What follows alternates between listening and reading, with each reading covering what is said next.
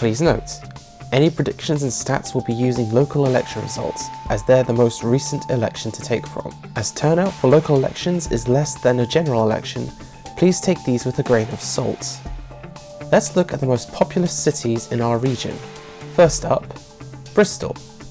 Bristol is currently made up of 4 constituencies, all of them Labour majorities. The boundary changes very little for Bristol South and Bristol North West. Bristol South loses the ward of Knowle, and North West gains the ward of Bishopston and Ashley Down, but loses Lockleys Down.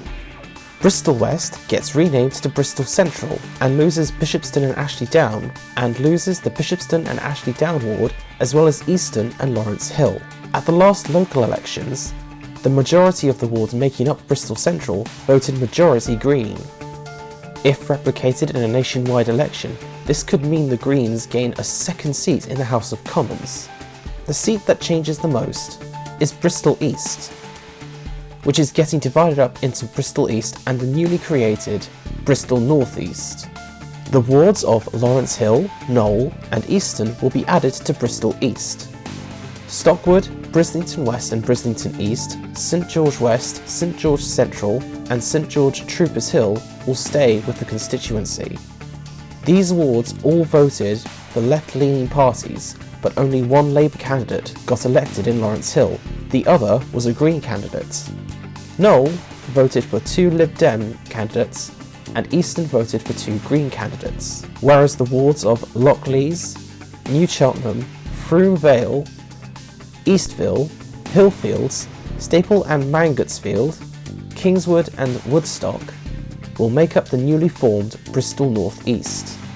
The Kingswood constituency is disappearing, its wards distributed to its neighbours, with Woodstock, Staple and Mangotsfield going to Bristol North East. In the local elections, the wards of Bristol North East voted for mostly left-leaning parties, with 1 seat going to the Conservatives in these wards. Out of the other seats, only 3 went to a non-Labour party, that being the Greens. Every other seat went to a Labour councillor. If the next general election takes place after May 2024, it could have a familiar face to vote for. Current Mayor Marvin Rees is said to be interested in standing for Labour in this constituency after the mayor role is abolished. On the outskirts of Bristol is the Filton and Bradley constituency. It is going to be split in half as it loses the Pilning and Severn Beach ward. Filton is largely a Tory safe seat, but loses a Tory majority ward, putting this seat in danger. Not helped by the fact recent polling suggests this constituency could flip to Labour at the next election. Electoral calculus, which averages a poll of polls, as well as many other polling places, have predicted this outcome. Now onto the area of Bath and North East Somerset. On the whole, Bath gains wards, and North East Somerset loses wards and gets a new name. Bath gains Newbridge and Bath Avon North, which are largely seen as Lib Dem voting wards, having 2 Lib Dem councillors sitting on the council. Current MP for Bath, Vera Hobhouse, has a strong majority of 12,000 in this constituency. Having 2 largely Lib Dem voting wards will only help boost her position, as this is her party. North East Somerset is Jacob Rees-Mogg's constituency.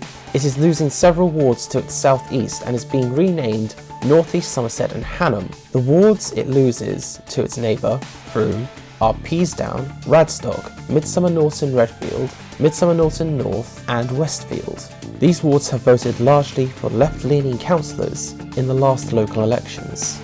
Losing left-leaning areas will only help Rees-Mogg's role. As recent polls suggest, under the current borders, Mogg would lose his seats. If the local elections are replicated at the next general election, based on my research, I think Bath, the largely unchanged Bristol seats, and North East Somerset and Hanham will keep the same MPs.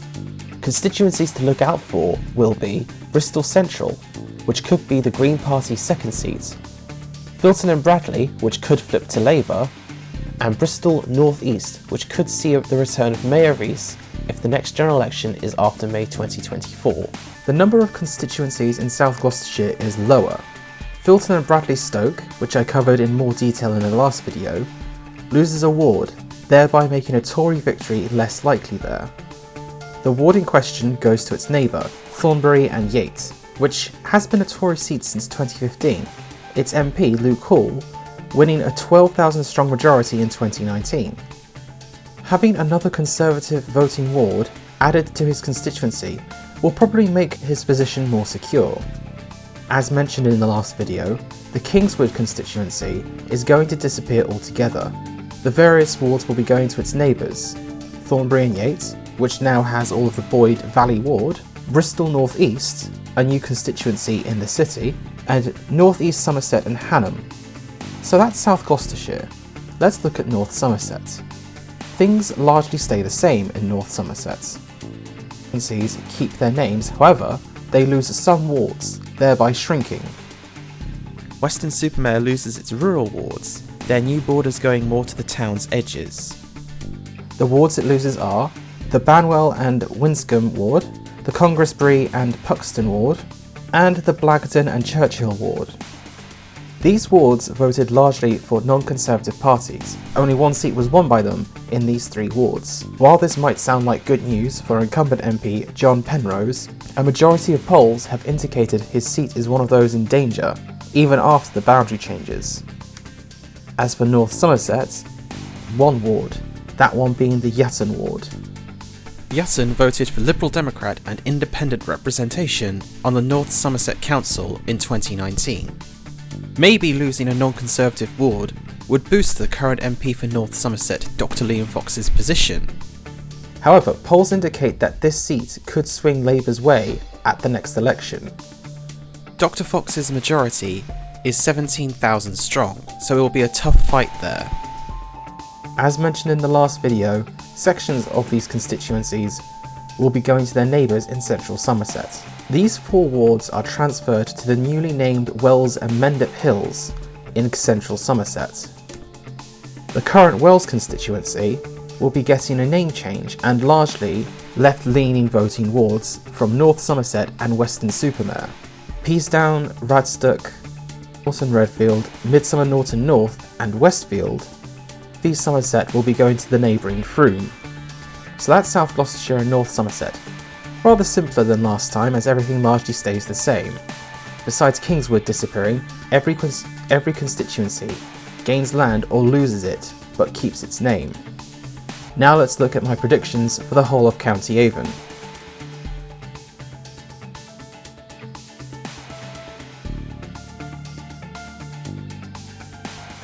Once again, thank you so much to all who subscribed to us in 2022. I hope you enjoy what we have in store for you in the new year. Next time, we'll be looking at the rest of Gloucestershire and the changes to that county.